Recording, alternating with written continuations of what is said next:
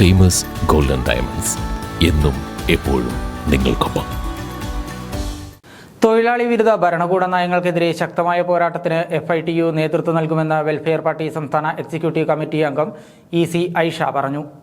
കേന്ദ്ര സംസ്ഥാന സർക്കാരുകളുടെ തൊഴിലാളി വിരുദ്ധ നയങ്ങൾ ശക്തമായ കാലഘട്ടത്തിലൂടെയാണ് കടന്നുപോയിക്കൊണ്ടിരിക്കുന്നതെന്നും കേരളത്തിലെ ഇടതു സർക്കാരിനെതിരെ നടന്ന തൊഴിലാളികളുടെ ശക്തമായ പ്രതിഷേധമായിരുന്നു കഴിഞ്ഞ പാർലമെന്റ് തെരഞ്ഞെടുപ്പിലേറ്റ പരാജയമെന്നും വെൽഫെയർ പാർട്ടി സംസ്ഥാന എക്സിക്യൂട്ടീവ് കമ്മിറ്റി അംഗം EC ആയിഷ പറഞ്ഞു.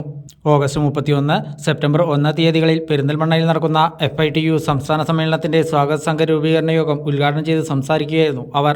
അങ്ങനെ നിരന്തരമായ സമരം ചെയ്തുകൊണ്ട് രക്തം ചിന്തിക്കൊണ്ട് ജീവൻ ബലികഴിച്ചുകൊണ്ട് അങ്ങനെയാണ് തൊഴിൽ നിയമങ്ങൾ നേടിയെടുത്തത്.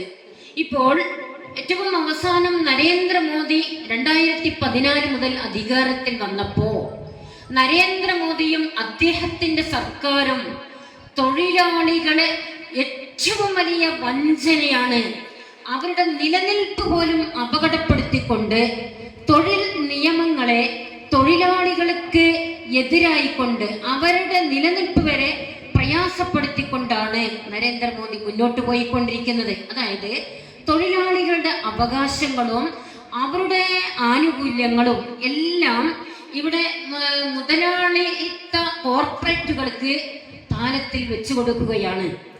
അവരുടെ ക്ഷേമം ലക്ഷ്യം വെച്ചുകൊണ്ട് പാവപ്പെട്ട തൊഴിലാളികളുടെ അവകാശങ്ങൾ അവർക്കായി വീതിച്ചു നൽകുമ്പോൾ, അവർക്കായി താലത്തിൽ വെച്ച് നൽകുമ്പോൾ നിൽക്കക്കള്ളി നഷ്ടപ്പെട്ടുകൊണ്ട് പട്ടിണി പോലും നേരിട്ടുകൊണ്ട് തൊഴിലാളികൾ അവരുടെ അന്തസ്സും അഭിമാനവും മാത്രമല്ല ബലികഴിക്കേണ്ടി വരുന്നത്, അവരുടെ വ്യക്തിത്വവും അവരുടെ അസ്തിത്വം പോലും വലിയ ഭീഷണി നേരിട്ടുകൊണ്ടിരിക്കുന്ന അങ്ങനെയുള്ള ഒരു സാഹചര്യത്തിലാണ്.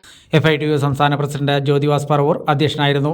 കൃഷ്ണൻ കുനിയിൽ, മുനീബ് കാരക്കുന്ന് തുടങ്ങിയവരും പങ്കെടുത്ത് സംസാരിച്ചു. ജ്യോതിവാസ് പറവൂർ ചെയർമാനും വൈസ് ചെയർമാൻമാരായി നാസർ കീഴ്പറമ്പ്, കൃഷ്ണൻ കുനിയിൽ, ജനറൽ കൺവീനറായി തസ്ലീം അമ്പാട് എന്നിവരുൾപ്പെട്ട 60 അംഗ സ്വാഗത സംഘം കമ്മിറ്റിയും രൂപീകരിച്ചു.